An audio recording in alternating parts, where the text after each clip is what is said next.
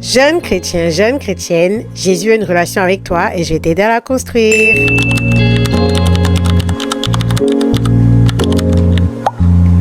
Coucou les gars, bienvenue dans Jésus, un jour Jésus, toujours le podcast des jeunes chrétiens. J'espère que vous allez bien. Moi ça va super comme d'habitude, vous connaissez, what go. Même si ça va pas, ça va, franchement. On va faire comment on est dedans. Alors, j'espère que votre semaine s'est bien passée. J'espère que tout se passe bien pour vous. La dernière fois, j'ai fait mon épisode. J'ai parlé vraiment de manière vulnérable de la manière dont je me sens toxique dans ma relation avec le Seigneur. J'ai compris en fait qu'il y a beaucoup de personnes qui se sentent comme ça et que c'est pas seulement moi qui me sens comme ça. Et donc, ça fait du bien quelque part de savoir que c'est vraiment sa grâce qui fait qu'on est qui on est aujourd'hui, qu'on est qui on est avec lui. Et c'est drôle parce qu'aujourd'hui, je vais parler de lui. Je vais parler de la raison pour laquelle Christ doit être notre premier amour. Mais avant tout, je veux savoir comment vous allez. Dites-moi comment ça se passe pour vous. Moi, franchement, depuis l'épisode de la dernière fois, j'ai pris du temps pour moi-même de vraiment me recentrer sur le Seigneur. J'ai pris du temps avec lui, voilà. Et je pense que, franchement, je ne vais pas vous mentir que les attaques de l'ennemi sont beaucoup plus qu'elles ne l'étaient avant, vous voyez, parce que je pense aussi le fait que je sois venu m'exprimer ainsi, que j'ai exprimé ma vulnérabilité. Franchement, ça n'a pas été quelque chose de très facile, mais c'était quelque chose de vrai. Et l'ennemi, franchement, il n'aime pas ça. Je sais qu'il n'aime pas, du coup, voilà. Mais je suis là aujourd'hui et je suis prêt pour tout, voilà. On a Jésus et que Jésus, en fait. On n'a pas de plan B. Notre plan B, c'est Jésus et c'est tout, en fait. Mais je suis contente de pouvoir enregistrer comme ça.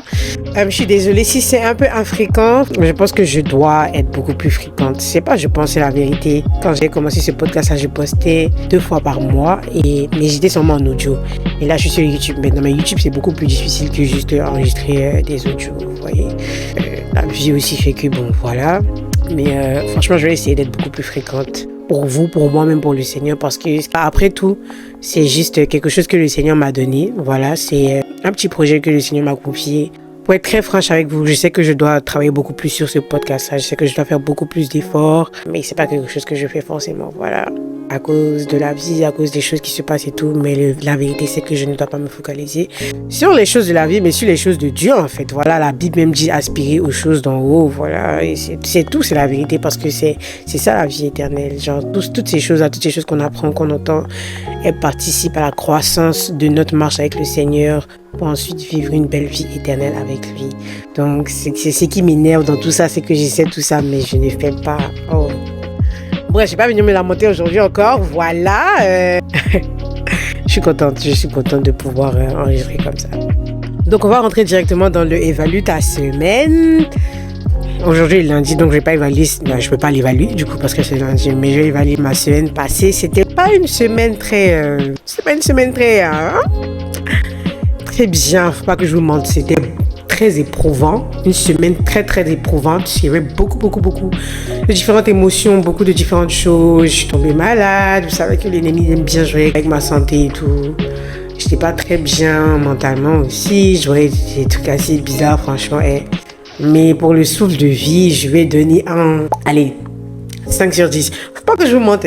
Actually, je pense que je vais donner genre un 7, parce que la semaine passée, il y a beaucoup de choses qui se sont passées où j'aurais pu ne pas avoir le caractère de Christ. Mais je sais que dernièrement, j'ai vraiment commencé à prier beaucoup pour la patience et je vis les choses où ma patience est constamment testée. Mais j'ai réagi comme Christ l'aurait fait, pas comme Candice l'aurait fait. Donc je pense que j'ai donné un 7 sur 10 quand même parce que j'ai été très très éprouvée. En tout cas, j'ai passé un peu le test, les différents tests que le Seigneur me donnait, quoi. Donc je pense que je donnerais un 7. Malgré que c'était pas facile, voilà, beaucoup de fois où je l'ai pleuré, beaucoup de fois où c'était pas facile du tout, mais voilà, je suis là. Je suis soldat de Jésus, hein. On va jamais, même si on tombe, on se régler, on est obligé. Qu'est-ce qu'on va faire? On peut pas faire autrement.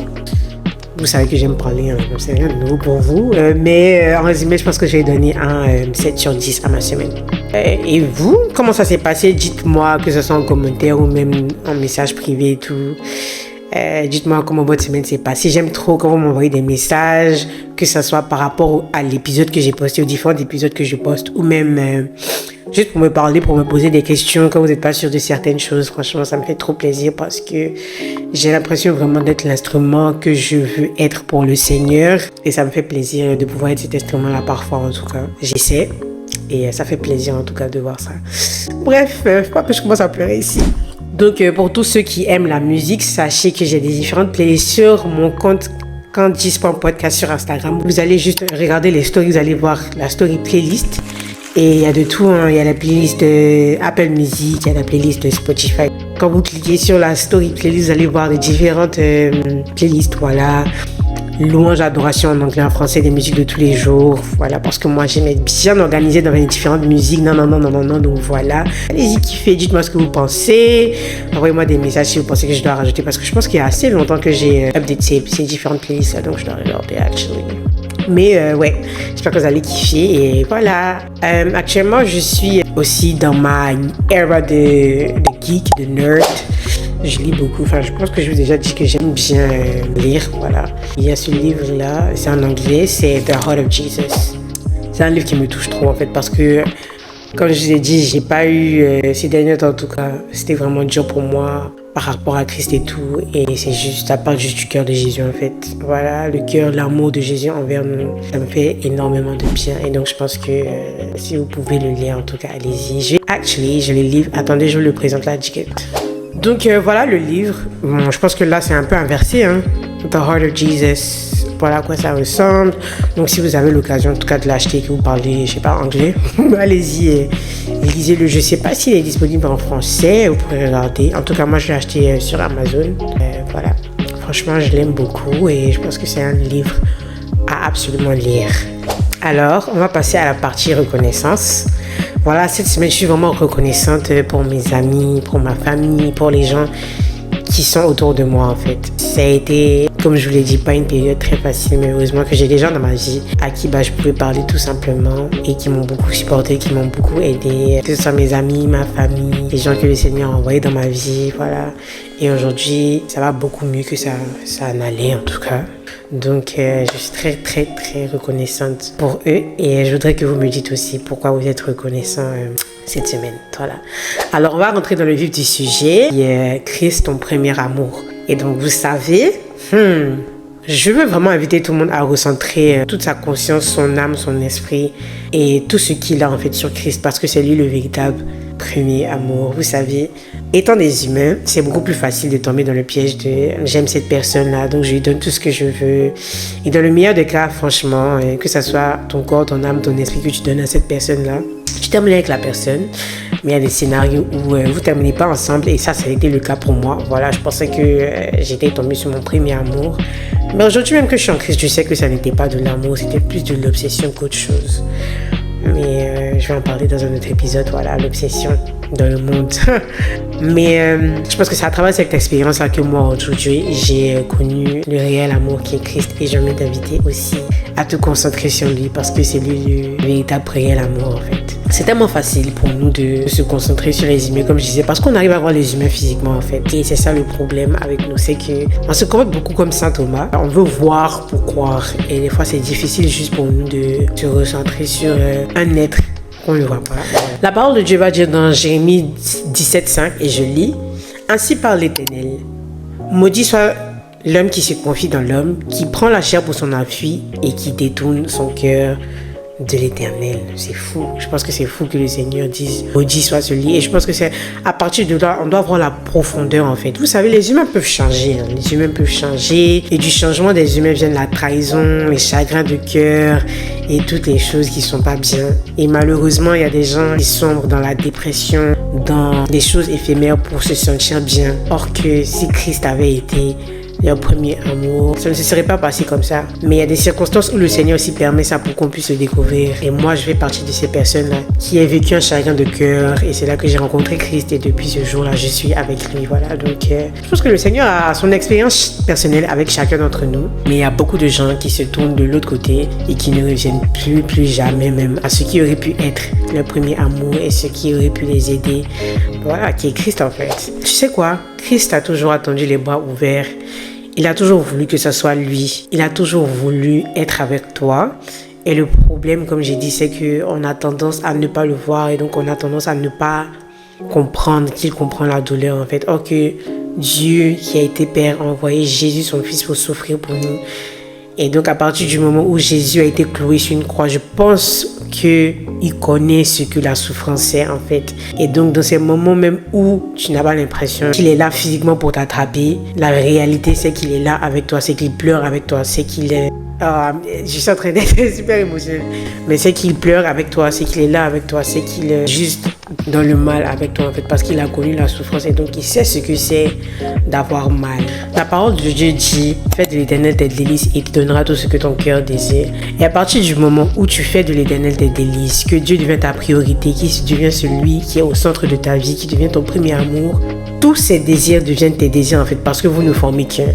Et donc à partir de ce moment-là, le Seigneur ne peut pas te donner ou permettre que des choses qui te fassent mal ou permettre que des choses qui te déstabilisent t'affectent au point où tu es à terre, parce qu'il sera constamment avec toi, tu vois.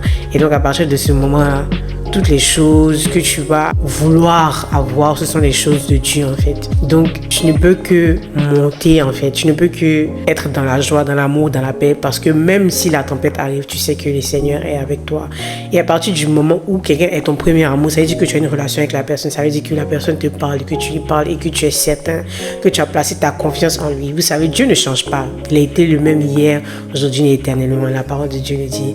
Et donc à partir du moment où il ne change pas, tu peux placer ta confiance en lui, même si tu ne comprends pas parfois, parce que voilà, le Seigneur, il aime bien nous challenger. Des fois, il a sa manière d'éduquer et tout. Et moi, en tout cas, personnellement, je sais que la manière dont le Seigneur fait avec moi, c'est pas tout le monde qui aurait pu supporter. Mais je suis constamment à la recherche de cette relation-là avec lui. Je suis constamment en train de les chercher. Pourquoi? Parce que c'est mon premier amour. C'est la personne avec qui je vais finir ma vie, en fait, dans le sens, genre littéralement. Parce que quand je vais mourir là aujourd'hui, je vais partir au paradis, je serai avec lui pour toujours en fait. À partir de ce moment, si cette personne-là avec qui je vais finir la vie entière, la vie éternelle plutôt, si cette personne-là, c'est la même personne qui me permet d'avoir la vie éternelle, et c'est cette même personne-là qui veut me guider ici pour que je puisse finir ma vie avec lui, et cette personne qui est au-dessus de tout, pourquoi est-ce que je ne vais pas me donner à cette personne-là complètement?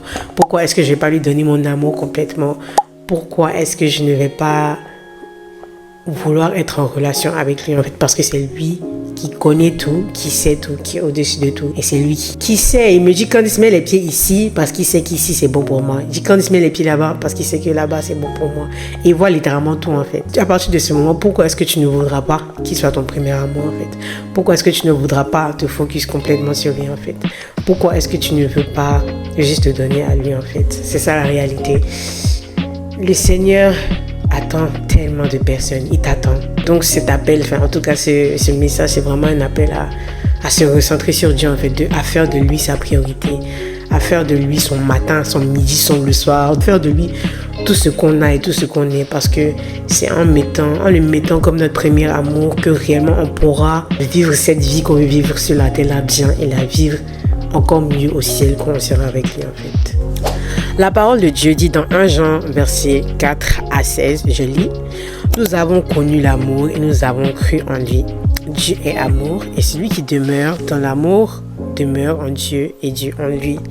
Et donc à partir de ce moment, on nous dit que Dieu est amour et l'amour est Dieu. Donc tout ce qui est amour, qui n'est pas Dieu, n'est pas réellement l'amour. Parce que c'est pas moi qui le dis, c'est la Bible qui le dit. Le problème avec nous, c'est qu'en tant qu'humain, on est beaucoup plus charnel que spirituel en fait. Or que si on réfléchit bien même, l'amour est spirituel en fait. C'est dans le sens où c'est pas quelque chose de physique, c'est pas quelque chose de tangible, c'est pas quelque chose qu'on peut toucher comme ça en fait. On peut démontrer de l'amour, mais on ne peut pas voir de l'amour, on ne peut pas voir Dieu aussi en fait. Quand notre cœur est dans la posture d'être toujours en train de rechercher les choses d'en bas, rechercher les choses charnelles, il est difficile de placer le Seigneur à la place du premier amour ou du centre de nos vies comme il veut l'être en fait. Et donc c'est ça qui engendre beaucoup de problèmes avec nous en fait, parce que on est toujours là à chercher à gauche et à droite, comment je peux faire ci, comment je peux faire ça, comment je peux avoir ça, comment je peux ne pas avoir ça, comment je vais exceller dans cette carrière, comment je vais avoir ces notes là. Mais avec ton premier amour, tu as la possibilité de faire toutes ces choses-là, d'avoir toutes ces choses-là, de connaître même les choses avant qu'elles n'arrivent. C'est juste une intimité réelle, une relation réelle qui cherche avec toi en fait.